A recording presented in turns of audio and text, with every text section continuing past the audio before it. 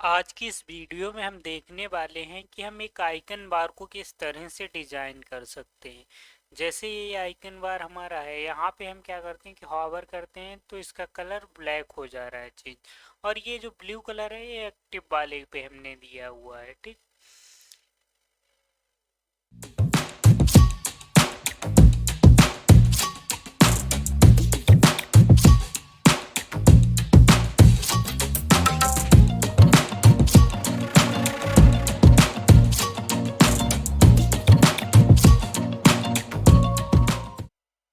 Icon बार को design करने के लिए हमें दो चीज़ों की ज़रूरत होगी। सबसे पहले हमने एक HTML की फाइल बना ली है index.html नाम से, और दूसरी CSS की फाइल बना ली है style.css के नाम से। यहाँ पे हम क्या करेंगे कि जो HTML वाली फाइल है उसको हम CSS वाली फाइल से कनेक्ट कर देंगे।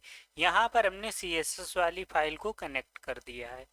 अब हमें आइकन्स के लिए ज़रूरत पड़ेगी फॉन्ट ऑसम की।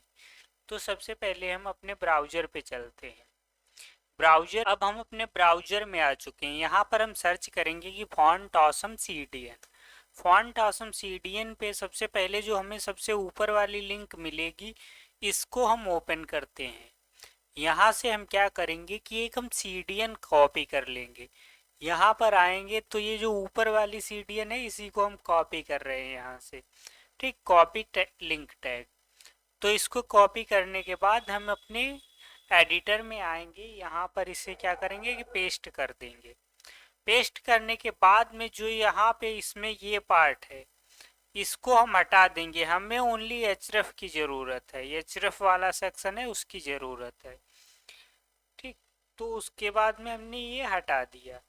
अब यहाँ पे हो गया इतना, ठीक। हमारी CDN जो है वो हमने लिंक कर ली है फॉन्ट ऑसम को यूज करने के लिए। अब हम क्या करेंगे कि एक डिवीजन क्रिएट करेंगे। डिवीजन क्रिएट करने के बाद एंकर टैग्स बनाएंगे, ठीक। जो लिंक हम बनाएंगे, लिंक हम क्रिएट कर रहे हैं, लिंक क्रिएट की और इसमें href में हैज डाला क्योंकि हम लिंक को ब्लॉक कर रहे हैं, वो कहीं पर रेफर ना करे, ठीक। इसके बाद में हम क्या करेंगे कि अभी जो हमने फॉन्ट ऑसम सर्च किया था उसी पे बैक जाते हैं, और ये जो सेकंड वाली वेबसाइट है इसको हम ओपन करते हैं, ठीक। यहाँ पर आने के बाद में यहाँ पे आने के बाद में हम क्या करेंगे, आइकन पे क्लिक करेंगे। आइकन पे क्लिक करेंगे, हमने क्या हाउस को सर्च किया था, ठीक। हाउस को अगर हम लगाते हैं यहाँ पे, हाउस के लिए हमें क्या करना होगा, हाउस सर्च करेंगे यहाँ पे, तो ये नीचे आइकन हमें दे देगा। यहाँ पे अभी आइकन्स आ जाएंगे, ठीक। आइकन आ गए। जैसे मान लो हम ये वाला आइकन लेना चाहते हैं तो इस आइकन पे हम क्लिक करेंगे,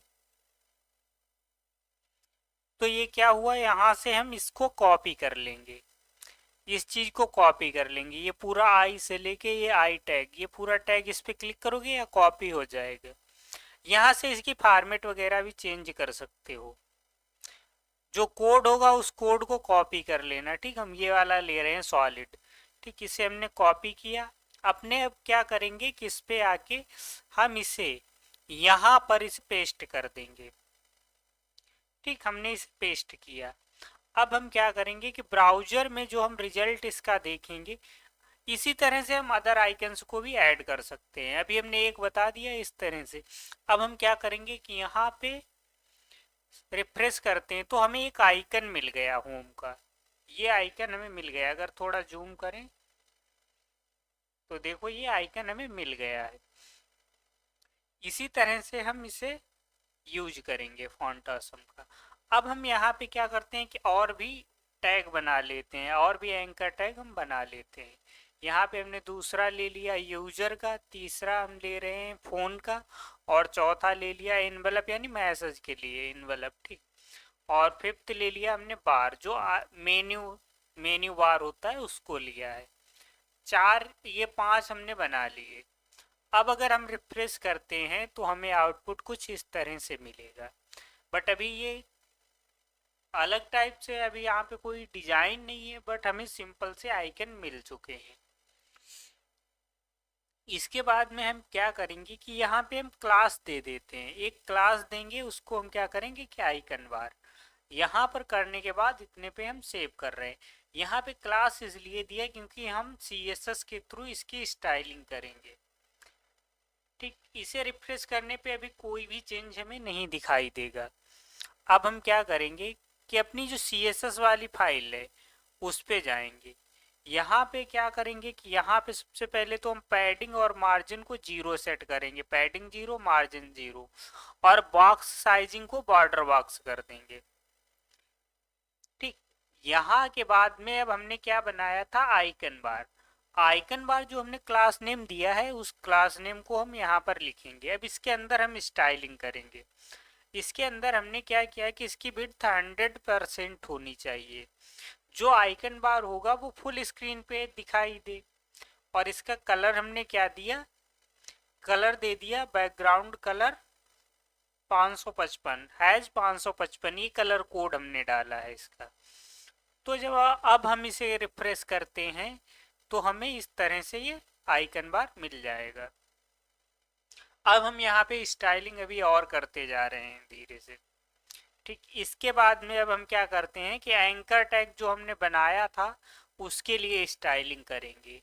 तो आइकन बार है, आइकन बार के अंदर हमने ए टैग लिया था। ठीक, एंकर टैग जो हमने लिया है वो आइकन के, ये जो आइकन बार वाला है इस सेक्शन के अंदर है, इसीलिए हमने क्या किया यहाँ पे आइकन बार उसके अंदर ए। तो आइकन बार के का जो ए है वो हमने लिया है। इसके बाद में हम इसमें स्टाइलिंग में क्या करेंगे कि जो, क्योंकि हमने 5 लिए हैं तो विड्थ जो है उसकी 20% हो जाए। अब विथ 20% करेंगे तो ये क्या होगा कि पांचों इक्वल ले लेंगे, बट यहाँ पे ऐसा भी नहीं होगा क्योंकि वो एक के ऊपर एक आ रहे हैं अभी। तो इसके लिए हमें क्या करना पड़ेगा, फ्लोट को लेंगे, फ्लोट लेफ्ट। तो फ्लोट लेफ्ट का मतलब ये है कि एक के बाद एक उसके लेफ्ट साइड में सेट होते जाएंगे और जहां तक जाएंगे। तो अब अगर हम रिफ्रेश करें तो ये देखना कि 20% इसने लिया, इसके बाद में ये सेट हो गया, इसके लेफ्ट में ये, इसके लेफ्ट में ये, तो एक दूसरे के लेफ्ट में सेट हो गए। अब यहाँ पर क्या है, प्रॉब्लम ये आ रही है कि जो हमने बैकग्राउंड कलर दिया था वो यहाँ से जा चुका है। तो उसको किस तरह से, क्योंकि हमने ओवरफ्लो जो है उसका वो नहीं ऑफ किया है, तो ओवरफ्लो की वजह से जो ये आइकन है वो उससे बाहर निकल आए बैकग्राउंड से। तो अब हम इसे क्या करते हैं कि जो आइकन बार बनाया था उसका ओवरफ्लो हम हिडन करेंगे। ओवरफ्लो को हिडन किया तब क्या होगा कि हमें फिर से उस ओवरफ्लो, ओवरफ्लो नहीं होगा, उससे बाहर नहीं जाएगा। जो ये आइकन बार वाली हमारी सेक्शन है इसके बाहर नहीं जाएगा। अब अगर हम इसे रिफ्रेश करते हैं तो ये कलर आ चुका है हमारा, बट अभी आइकन्स बहुत छोटे हैं और इसका कलर ब्लू है। अगर इसे हम जूम करें तो देखो इस तरह से आइकन्स तो हमारे हैं बट ये अभी सही से नहीं दिखाई देते हैं। ठीक, हम क्या करते हैं इसे रीसेट कर लिया, 100% पे किया। अब इसके बाद में हम और प्रॉपर्टीज यहाँ पे करते जाएंगे। सबसे पहले हम इसका कलर करते हैं, कलर को हम क्या वाइट देते हैं। कलर जब हम वाइट करेंगे तो जो आइकन अभी ब्लू दिखाई दे रहे हैं ये वाइट कलर में हो जाएंगे। अब ये वाइट कलर में हो गए। अभी यहाँ पे हमें क्या पैडिंग देंगे, पैडिंग किस लिए, क्योंकि इन आइकन्स के नीचे और ऊपर गैप नहीं हमें शो हो रहा है, हम थोड़ा स्पेस बनाना चाहते हैं, तो इसके लिए हम पैडिंग 10 पिक्सल की देते हैं।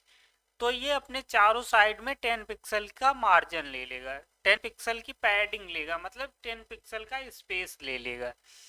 तो उस स्पेस को इसने इस तरह से क्रिएट किया। अब हमें क्या करना है कि इसका फॉन्ट साइज थोड़ा बड़ा करेंगे, जिससे क्या जो आइकन है वो बड़े हो जाएंगे। फॉन्ट साइज हमने 30 पिक्सल लिया, 30 पिक्सल लेने पे ये किस तरह से आइकन्स जो हैं वो थोड़ा बड़े हो जाएंगे। ये आइकन्स थोड़ा बड़े हो गए। अभी अगर हम इस पे हॉबर करके एक डालें प्रॉपर्टी आइकन बार के अंदर ए है, ए के ए पर हॉबर करें, जब जो एंकर टैग है उस पे जब हम हॉबर करें मतलब उसके ऊपर जब कर्सर ले जाएं तो क्या होना चाहिए, बैकग्राउंड कलर ब्लैक हो जाना चाहिए। अब यहाँ पे हम इसे रिफ्रेश करते हैं तो हम देखते हैं क्या कि जैसे इस पे लिया किसी भी आइकन पे ले गए तो इसका बैकग्राउंड कलर चेंज हो रहा है, बट जो आइकन है वो क्या है कि उसके सेंटर में नहीं है, एक साइड में है। ठीक, इसको हम सेंटर किस तरह से कर सकते हैं, सेंटर करने के लिए हमें क्या करना होगा कि जो ये आइकन ये वाला है, आइकन के बाद में ये आइकन बार और का एंकर टैग है, इसमें हम टेक्स्ट अलाइन सेंटर कर देंगे। अब हम यहाँ पे टेक्स्ट अलाइन सेंटर किए तो ये क्या होगा कि ये जो पूरा बार था ये अब बीच में आएगा। जैसे ये अभी हॉवर करते हैं तो एक साइड में ब्लैक वाला, पूरी सेक्शन ब्लैक वाली है, इसके बीच में नहीं है। अब क्या किया कि अब बीच में आने लगा इस तरह से। अभी हम कि किस पेज पर हैं हम ये कैसे हमें पता लगे, तो उसके लिए हम क्या करते हैं कि यहाँ पर अपना मतलब उसके लिए एक्टिव क्लास को ऐड कर देंगे। एक्टिव क्लास को ऐड करने के लिए हम HTML में आएंगे और यहाँ पे मान लो हम जो होम वाला है इसको हम एक्टिव करना चाहते हैं तो इसमें एक हम क्लास ऐड करेंगे, क्लास एक्टिव। क्लास एक्टिव इसे ऐड किया। अब हम यहाँ CSS में जाएंगे और CSS में जो A है उसको हम एक्टिव कर देंगे। इसके लिए हम क्या लिया, आइकन बार। आइकन बार के अंदर एक्टिव करेंगे, आइकन बार के अंदर हम एक्टिव वाला जो क्लास है उसको उसके लिए प्रॉपर्टी सेट करेंगे। यहाँ पे हमने क्या किया कि बैकग्राउंड कलर है उससे हमने कॉर्नफ्लावर ब्लू कर दिया है। ठीक, तो ये इस तरह से कलर आ जाएगा इस पे, तो यूजर को पता लगेगा कि अभी करंटली हम इस वाली होम वाली सेक्शन पर हैं। इसे हम छोटा बड़ा करें तब भी देखना आइकन्स जो हैं वो अपना बड़ा किया फुल स्क्रीन पे इस तरह से है। ठीक, अब अगर हम इसे छोटा करें, इस तरह से छोटा करते हैं तो ये आइकन्स उसी तरह से अपना शो होते रहेंगे। ये रहेंगे बट सेंटर में ही, उसके सेंटर में ही आ रहे हैं। इस तरह से मोबाइल टाइप की मेन्यू बन गई। ठीक, इस तरह से पूरा। अभी यहाँ पे हमने क्या कि ओनली CSS क्या इसके इसे हम क्या जावा स्क्रिप्ट के थ्रू इंटरेक्टिव बना सकते हैं कि जैसे हम यहाँ पे क्लिक करें तो कोई फंक्शन कॉल हो जाए या कुछ भी जो भी हम अपना करना चाहें उस तरह से इसे फायर करा सकते हैं। वो हम क्या करेंगे कि वहाँ पे जावा स्क्रिप्ट का यूज करेंगे। या हम किसी लिंक पे भेजना चाहते हैं तो हम क्या करेंगे कि यहाँ पर मान लो जैसे अभी तो ये है बट यहीं पे मान लो हमारा ये 5 पेज की वेबसाइट होती तो हम यहाँ पे इंडेक्स वाला दे देते, दूसरे में हम यूजर का दे देते, तीसरे में फ़ोन नंबर के लिए और इसमें ईमेल के लिए और इसमें बार मतलब जो मेन्यू ओपन करने के लिए। तो इस तरह से हम इसे क्या कर सकते थे, मॉडिफाई कर सकते थे। अभी हमने यहाँ तक तो देख लिया है। अगर अब हम ये चाहें कि जो ये आइकन है आइकन के साथ में हमें नाम भी लिखा हुआ शो हो जाए तो उसके लिए हमें क्या करना होगा, यहाँ पर आके और यहाँ पर जैसे ही हम इसमें जो आई है आई के बाद में हम उस पर कुछ भी नाम लिखते हैं तो वो हमें शो हो जाएगा। जैसे यहाँ पे हम लिखने वाले हैं होम। ठीक, होम लिखा तो ये हमें क्या होगा, रिफ्रेश करने पे आइकन के साइड में नेम लिखा हुआ आएगा। इसका आइकन के साइड में नेम लिखा हुआ आ रहा है बट इसके लिए नीचे अंडरलाइन आ रही है। तो इसको हम किस तरह से ऑफ कर सकते हैं, अंडरलाइन को मिटाने के लिए हम क्या करेंगे कि यहाँ पर आएंगे, जो ए वाला टैग है इसको हम क्या करेंगे, टेक्स्ट डेकोरेशन को इसकी टेक्स्ट डेकोरेशन है इसको हम क्या कर देंगे कि नन कर देंगे कि टेक्स्ट की जो डेकोरेशन है वो हमें नहीं चाहिए तो अंडरलाइन ना आए। अब हम इसे रिफ्रेश करेंगे तो ये अंडरलाइन हमारी जा चुकी है। इस तरह से ये होम आ गया। इसी तरह से हम अदर्स के लिए भी लिख सकते हैं। अदर के लिए हम इस पे क्या करेंगे कि यहाँ पे स्पेस छोड़ के यूजर लिखा। ठीक, यहाँ पर तीसरे में हम क्या कर देंगे कि स्पेस छोड़ के काल लिख दिया। ठीक, और चौथे पे हम क्या करते हैं कि स्पेस छोड़ के मैसेज और बार वाले पे हम कुछ नहीं लिखेंगे, क्योंकि जो मेन्यू ओपन करने के लिए बार हम बनाते हैं उस पर कुछ नहीं लिखा जाता है, उसमें हम सिर्फ बार को शो कर देते हैं और यूजर समझ जाता है कि यहाँ से मेन्यू ओपन होगी। ठीक इस तरह से ये पूरा आ गया। ये हमने कैपिटल लेटर में लिख दिया है शायद, नहीं कैपिटल में तो नहीं है। अब हाँ यहाँ पे देखो कैपिटल में नहीं लिखा है, बट यहाँ पे प्रॉब्लम क्या आ गई, क्योंकि हमने ये जो आई टैग के अंदर लिख दिया है, जो हम इटालिक के लिए यूज करते थे आई, उसी के अंदर हमने लिख दिया है। तो इसे यहाँ से हमें कट करना होगा और इसे हम इधर पेस्ट करेंगे आई के बाद में, आई टैग जो है उसके बाद में। आई टैग को इसलिए लिया है कि ये हमें फॉन्ट ऑसम में हमें दिया हुआ है कि इस तरह से क्लास को ऐड करना है, तो वो कोड तो हमने फॉन्ट ऑसम से कॉपी किया हुआ है। इसे अगर किसी अदर टैग में भी दे दोगे कि सिर्फ क्लास नेम उसे जरूरत है, टैग कोई भी यूज कर लो, स्पैन में दे दो, तब भी वो वर्क करेगा। बट फॉन्ट आसम वाले जो हैं वो बाई डिफॉल्ट आई टैग को यूज करते हैं, जिसे हम इटैलिक कहते हैं। इस तरह से ये पूरा देखो, होम के साथ में होम लिखा आ रहा है, यूजर के साथ में यूजर लिखा आ रहा है, कॉल के साथ में कॉल लिखा आ रहा है, साथ में मैसेज और उसमें इनवलप बना हुआ है। तो इस तरह से हम क्या करेंगे कि मेन्यू को और ज़्यादा इम्प्रूव कर सकते हैं। जो हमने वहाँ पर शुरू में दिखाई थी वो अलग टाइप से थी यही, बट वहाँ पे सिर्फ ये नहीं था कि वहाँ पे इसका नाम नहीं लिखा हुआ था, बट यहाँ पर अब नाम भी लिखा हुआ आने लगा है।